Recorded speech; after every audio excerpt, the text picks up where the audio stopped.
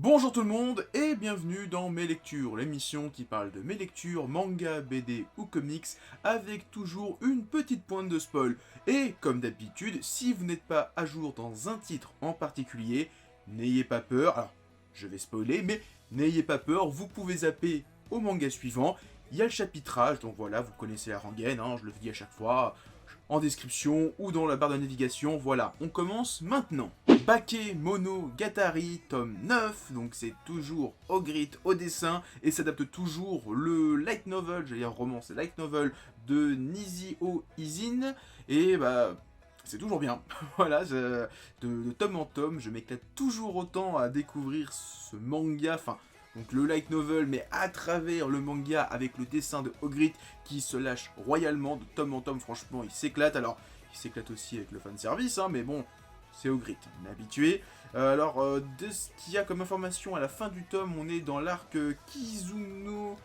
Kizumonogatari, donc qui est le préquel de Bakemonogatari, où on découvre comment le héros devient un vampire. Alors, on nous l'avait plus ou moins expliqué qu'il avait croisé le petit vampire Nabo qu'on croise de temps en temps quand il va voir le prêtre et qu'elle l'a transformé en vampire un été, mais on n'a jamais découvert toute l'histoire. Et là, ça y est, on découvre enfin toute l'histoire, les vampires, chasseurs de vampires, le fait qu'elle l'ait mordu, qu'il se soit devenu le roi des chimères, comment il a rencontré la déléguée, qui va être possédé par un chat, sûrement dans les prochains tomes, si on suit la chronologie, c'est censé être les prochaines histoires, qui s'appellent Neko Monogatari, si je dis pas de bêtises. C'est ça, Neko Monogatari, où pendant la Golden Week, comment la déléguée se fait posséder par une chimère, donc qui est la première mission du héros, et qui est censé se passer d'après la petite chronologie, quelques jours, semaines avant le début de Bakemonogatari. Ce qui fait qu'en fait, la transformation du héros en vampire est vraiment très récente, et toujours aussi cool. Alors c'est pareil, c'est toujours aussi avec des couvertures réversibles. Non, franchement, Pika fait un super boulot là-dessus. Et il faudrait peut-être que je me commence les romans, parce que là je vois qu'on est déjà à 4 romans. Ils ont déjà fait les 3 Bakemonogatari, donc toute l'histoire d'origine. Et ils ont attaqué Kizumonogatari, donc le préquel qu'on a dans ce tome-là. Alors par contre, c'est juste dommage qu'on n'ait pas en sous-titre Kizumonogatari pour qu'on puisse enfin identifier qu'on est dans un nouvel arc de la série Monogatari. Mais sinon, c'est un petit détail, mais voilà, c'est super bien. Si vous connaissez pas, foncez, c'est trop bien. Sayuri des éditions Omake Book, donc c'est un gros one-shot de 400 et quelques pages. C'est de Rensuke Oshikiri qui a fait aux mêmes éditions Le Personnage, qu'on m'a vraiment vanté des mérites, qui est une bonne histoire. Il faudrait vraiment que je commence. Et alors, c'est mon premier manga de Rensuke Oshikiri, mais je connais l'auteur de réputation, parce que c'est aussi l'auteur de Bip Bip Boy, donc qui est un manga autobiographique de l'auteur sur sa jeunesse en tant que gamer dans les années 80-90. Et surtout, j'ai vu l'animé High Score Girl sur Netflix, une petite série de CGI sur une histoire d'amour entrecoupée de jeux rétro des années 80-90, qui est super cool, alors qui est chez le Manabook, si je dis pas de bêtises, et il faut vraiment que je me fasse la série. Mais on n'est pas là pour parler de ça, on parle de Sayuri, c'est une histoire d'horreur, où on va suivre une famille qui vient d'acheter une maison, un beau lotissement, et il y a un fantôme qui va décimer tout doucement toute la famille. Alors je vais pas en dire plus, j'ai trouvé vraiment qu'il y avait certains personnages, notamment la grand-mère, qui me faisaient vraiment penser à des personnages de High Score Girl. Vraiment le design était vraiment très similaire, en même temps c'est le même auteur, et il y a vraiment des passages, waouh, le style de l'auteur il fait vraiment angoissé. C'est vraiment, tu vois les passages où les personnages ils tirent des tronches quand ils sont morts ou quand ils ont peur, ça fait flipper, de base. Alors après, il y a toute l'ambiance autour du fait que il y a ce fantôme, Sayuri, si je dis pas de bêtises, qui les tue au fur et à mesure. Franchement, c'est super cool.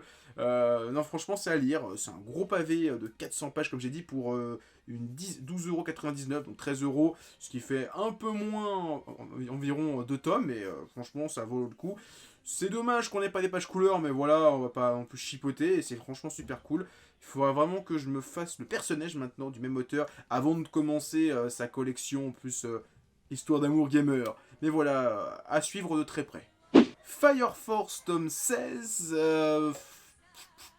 j'ai pas grand chose à dire dessus parce que j'avoue qu'il m'a pas laissé une... voilà, franchement, j'ai vu le tome et je ne me souviens même pas de quoi ça parle.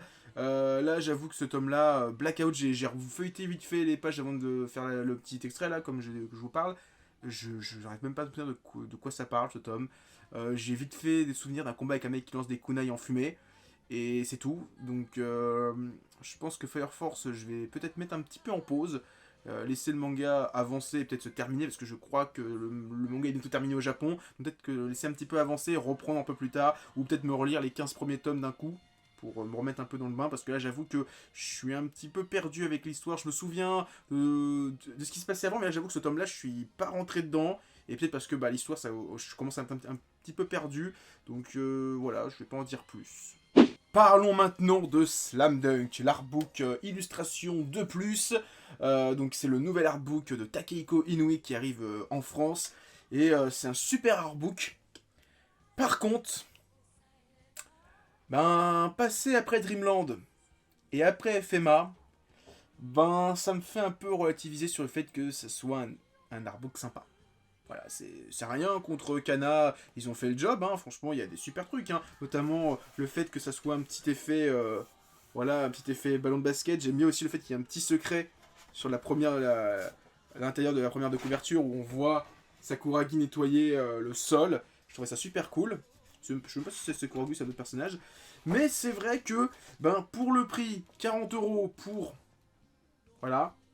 Quand je vois que le bouquin sur FMA est beaucoup plus épais, beaucoup plus fourni, ben... Alors le format est pas le même, mais c'est vrai que et quand tu compares à Dreamland, qui est encore plus épais et qui a un format quasiment similaire, c'est vrai que ça fait relativiser sur l'artbook en lui-même, mais après il y a des super illustrations. Après voilà, c'est un objet de collection pour voir toutes les belles illustrations qu'a fait Takehiko Inoue au fur et à mesure des années. Avec en plus il y a des super crayonnés, alors il y a des planches originales, pas des planches originales, mais des dessins originaux. Voilà, les fameux crayonnés, on les voit pas souvent, mais voilà, toutes les pages en couleur, on a c'est surtout des pages en couleur des nouvelles éditions. On a chez Kana, je crois, si je dis pas de bêtises. Mais c'est vrai que, bah, voilà, hein, pour le prix, pour ce qu'il y a, pour l'épaisseur et le format, j'avoue que bah, on a été mieux servi et plus gâté juste avant, ce qui est un petit peu dommage. Je pense que c'est sorti en premier, avant FMA et Dreamland, j'aurais surkiffé, j'ai dit, oh, c'est trop bien, c'est génial.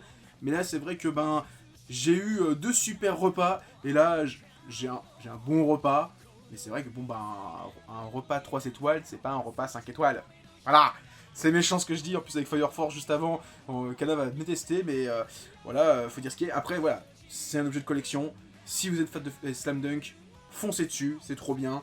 Je parle pas non plus du fait qu'il y a un petit peu doré là, et une petite carte postale qui est offerte pour les premières éditions, qui est super cool. Mais voilà, foncez si vous êtes fan.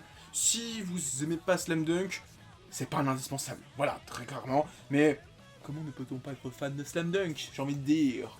Ah oui, au fait, je fais une petite pub. Au mois de février, il y aura un Mangaverse sur Slam Dunk. Voilà, c'est dit. Ceux qui ont regardé la vidéo jusqu'au bout, vous êtes au courant. On passe à The Outsider de Gotanabe, donc qui est un recueil d'histoires courtes, donc des histoires qui adaptent des romans. Alors Gutanabe, pour ceux qui ne savent pas, c'est le papa de la collection Les Chefs-d'œuvre de Lovecraft chez Kiun, donc qui sont des mangas qui adaptent des œuvres, enfin des nouvelles de Lovecraft. Dedans, il y en a une. Et c'est la seule histoire qui est bien. Bah, honnêtement, il y a la première histoire, The Outsider, l'étranger, qui est sympathique, où il y a un homme qui sort dans la rue, il comprend pas, les gens le repoussent, il comprend pas, et en fait il découvre à la fin le véritable secret sur ce qu'il est. Et passé ça, bah, je me suis fait grave chier. J'avoue que en termes de dessin, c'est un Gutanabe bien avant les chefs de Lovecraft, donc en termes de dessin, c'est pas ouf, mais même en termes d'histoire, j'ai trouvé les histoires qu'il adapte pas terribles. La plupart, je me suis fait chier devant, j'ai pas beaucoup de souvenirs. Très clairement, j'aurais découvert l'auteur avec ça, j'aurais peut-être été un petit peu mitigé de commencer les chefs de Lovecraft, même si j'aurais sûrement de sa chance, parce que la seule histoire qui est bien, c'est celle de Lovecraft. Je me dis peut-être que c'est les romans qui sont pas terribles, et découvrir Lovecraft, j'aurais peut-être été curieux, mais là, j'avoue que... passez votre chemin. Si vous l'avez pas pris, passez votre chemin, c'est clairement pas ouf. Spy X Family, tome 2, un de mes gros coups de cœur de la rentrée. c'est super bien et ça continue à être bien. Alors là, le tome 2, c'est vraiment le tome sur lequel je me suis arrêté dans les scans. C'est vraiment le tout début où Anya rentre à l'école. Après, je ne connais rien du manga, donc c'est de la totale découverte et ça continue à être bien. Donc le fait que, bon, il y a un petit suspense sur le fait que Anya n'ait pas accepté l'école, mais qu'elle est sur les attentes. Tu dis, bon, on sait qu'elle va être acceptée parce que sinon bah, le manga va s'arrêter parce que le but c'est qu'elle soit dans l'école et qu'elle devienne enfin qu'ils aillent au concours, etc. Alors il y a des petits enjeux qui se rajoutent parce que oui, t'es dans l'école, mais pour accéder au grand directeur que Twilight veut rencontrer, il faut que Anya soit la meilleure des meilleures des meilleures de la meilleure école des meilleures écoles du pays. Ce qui fait que c'est chaud parce qu'elle est trop conne. Voilà, c'est... Alors après, il y a d'autres plans B, plan C, plan D, notamment le fait qu'elle se rapproche un petit peu du fils du... C'est pas le doyen, c'est du directeur ou un truc comme ça. Et sauf que, bah, ils se détestent. J'aime bien le passage où elle se dit non, mais maman m'a dit que si je voulais... Faut pas se battre avec les gens, il fallait juste sourire. Et qu'elle se fout de sa gueule. Elle se dit, mais elle se fout de ma gueule, la pecno, là. Elle me sourit à la gueule. Et j'ai trouvé ça hilarant. Le petit sourire en coin qu'elle a et comment elle fait, tiens, il se passe quoi là? Et grosse patate dans sa gueule, c'était génial. Franchement, j'ai pleuré.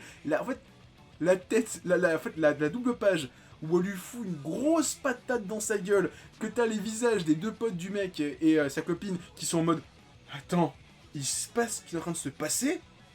Et après, elle fait ah, ça joue assez cogné contre mon poing. J'étais mort de rire. C'était vraiment le passage le plus poilant du tome. Fantastique. Alors, j'ai bien aimé aussi le petit passage où elle s'entraîne avec sa mère. Aux arts martiaux, c'était génial ça aussi, et ça annonçait un petit peu, enfin plutôt amorcé le passage du gros coup de poing. Et on a aussi l'arrivée, alors à la fin du tome, du frère de Yor, si je dis pas de bêtises, qui est, alors il se présente comme juste un banal membre du gouvernement, un petit, pas un politicien, mais un petit scribouillard, et en fait c'est un agent secret, enfin il fait partie des renseignements, il torture les gens, et il cherche Twilight. Et il va rencontrer Twilight, mais sans savoir que c'est Twilight, ça va être génial. Je pense que les prochains tomes vont être géniaux parce que tous les jeux, les échanges de non-dits, genre ouais, vous êtes au courant de Twilight, fait toi quoi le roman là avec les vampires? Non, non, Twilight, le tueur. Fait, le tueur? Non, c'est pas un agent secret. Je vais pas parler d'agent secret, et ça va être génial. Je pense que le tome 3, ça va être génial. La petite soirée entre le beau-frère, enfin les deux beaux-frères, ça va être poilant, j'ai hâte de lire le tome 3. Hippo, saison 6, tome 5, tome 114. Alors avant d'en parler, déjà un gros merci à Kurokawa qui continue année après année à publier Hippo. On est quand même à plus d'une centaine de tomes, c'est énorme. Il n'y a pas beaucoup de mangas publiés en France qui sont publiés, qui ont tant de tomes. En fait, c'est même, d'après ce que j'ai cru comprendre, l'un des mangas les plus longs, même le plus long à être publié en France. Bon, après, il y a Jojo, mais c'est un autre débat, ça. On va pas partir là-dedans. Alors, c'est un tome, ce tome-là, beaucoup plus calme, beaucoup plus, voilà, détente. Après les gros combats de Takamura contre Bison, là, on a un arc, enfin, un petit tome beaucoup plus relax, entre deux gros fights, slice of life, entraînement. On a Takamura qui va se ressourcer chez Neko, j'ai oublié son nom, c'est le rival du sensei, du coach, Kamogawa plutôt, donc il va se reposer dans la montagne. Il y a toujours Hippo qui est en plein doute sur est-ce qu'il va reprendre la boxe, Sendo qui est un peu perturbé aussi, Miyata aussi un peu perturbé du fait que son grand rival va peut-être se retirer, et on a on nous tease le futur gros combat qu'il va y avoir dans les prochains tomes. C'est Kimura et Aoki qui vont affronter les adversaires, et Aoki qui arrive avec une nouvelle technique. Je sens qu'on va se poiler dans les prochains tomes. C'est sûr que c'est une technique toute naze, toute nulle, façon le double frog, un truc comme ça, et je sais plus comment il s'appelle, c'est le truc de la charge du bison, un truc comme ça. Je sens que c'est tout naze, mais à voir. De toute façon, à voir, et Hippo, bah, je recommande toujours, c'est trop bien. Allez-y, c'est de la bonne. Full Metal Alchemist Perfect Edition, tome 5. Alors, d'après ce que j'ai vu, ce tome retrace ce qu'il y a dans le tome 6 et 7, avec en couverture Izumi Curtis, la prof de Edward et Alphonse Elric. Donc, dans le tome précédent, on avait eu les origines de la rencontre entre le prof et les élèves. Et donc, là, on a toujours Curtis qui est là. Alors, on est vraiment sur le gros arc avec Grid, qui enlève Alphonse, Edward qui veut le récupérer. Je me souviens que dans l'animé, on était encore un petit peu dans alors je parle du premier animé FMA qui retraçait encore un petit peu ça, et je me souviens du passage où t'as le président, donc King Bradley, qui arrive et qui s'en sort pas là, il fait on va attaquer, faites attention, nous sommes l'armée, et il fonce et il défonce tous les chimères qui sont avec Grid. C'était incroyable, impressionnant, et tout le combat où il affronte Grid et il dit ouais je suis l'armure ultime et il dit moi je suis l'épée ultime. Pff, il le plante et il arrive à le niquer, il fait mais comment tu fais? Et il fait parce que je suis aussi un homunculus mon gars. Et tu fais oh mon dieu. Non c'est... Ce passage là est incroyable et alors je l'ai refeuilleté parce que j'ai déjà lu 10 000 fois FMA, vu 10 000 fois l'animé, j'abuse un petit peu sur les chiffres. Donc là comme je le dis à chaque fois, j'achète la collection parce qu'elle est trop bien. Je vais me la lire un C4 quand j'aurai sûrement la collection complète et je refeuillais juste pour me remettre un peu dans le bain, revoir les images en super 4K parce que franchement le papier est génial, l'impression est nickel et j'avoue que le passage où t'as le monsieur Curtis et comment il s'appelle Armstrong qui serre la main, c'était poilant. Le passage où t'as King Bradley qui retire son œil face à Grid, c'était impressionnant. Franchement, FMA, si vous connaissez pas, mais masterclass. Voilà, ce manga, c'est dans mon top 10 indétrônable, je pense. J'en profite pour être sur une vidéo qui fait souvent beaucoup de vues pour vous faire une petite pub sur un manga à chaud qui est sorti en début de semaine. Je parle bien sûr de la vidéo sur Bright Stories, un manga des éditions Kiun qui est sorti il y a déjà pas mal de temps. Alors il n'y a que 12 tomes parce que la série a une sortie annuelle, un tome tous les ans, mais allez-y, franchement c'est de la bonne. C'est un manga qui parle de mariage, d'Asie centrale, de religion, de route de la soie, de caravane, d'échanges commerciaux, de peuples nomades, des peuples sédentaires. C'est génial, il y a de l'action, c'est super bien dessiné. Et si vous voulez plus d'infos, allez voir mon manga à chaud. Normalement il y a un pop-up qui va apparaître juste ici. Voilà, c'était juste un petit instant pub. On parle maintenant d'un comics, on parle de Doggy Bag, on continue la saison 2 avec le volume 16. Alors, je suis mitigé sur ce volume 16. La première histoire est sympathique. Alors, surtout pour le retournement de situation à la fin de l'histoire et le fait que le début de l'histoire coïncide avec la fin sur ce qui est dit, on va dire, de manière épistolaire. J'ai trouvé ça vraiment très glauque. J'en dirai pas plus, mais vraiment tout le petit message. Enfin, je dis ouais, j'aimerais m'étaler sur ton corps et que bah littéralement c'est comme ça que ça finit.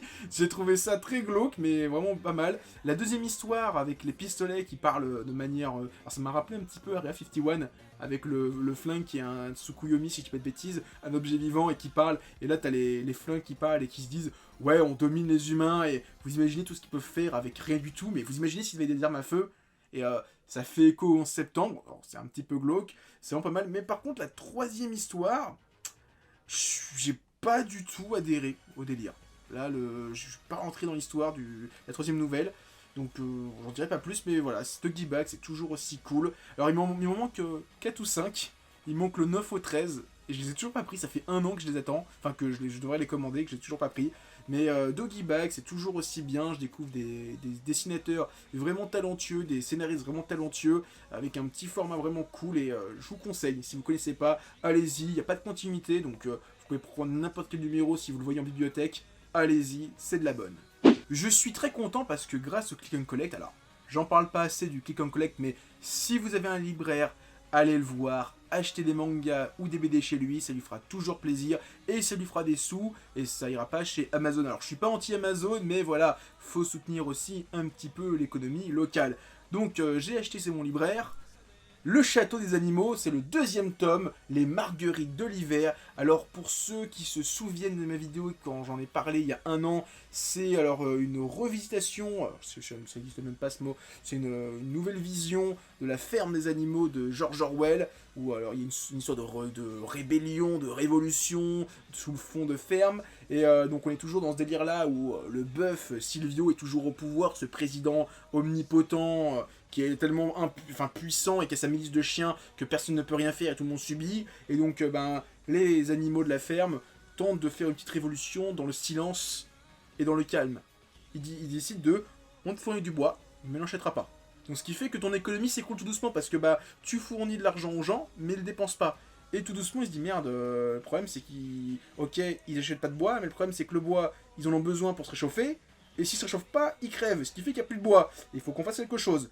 Et donc il y a tout vraiment un jeu politique. Alors, c'est super bien amené sur la fin. Vraiment, les dernières pages, putain, c'est trop bien. En termes de politique, en termes de plot twist, j'en dirai pas plus. Franchement, c'est une BD à lire, mais il y a vraiment ce petit côté politique dedans, que je trouve super bien.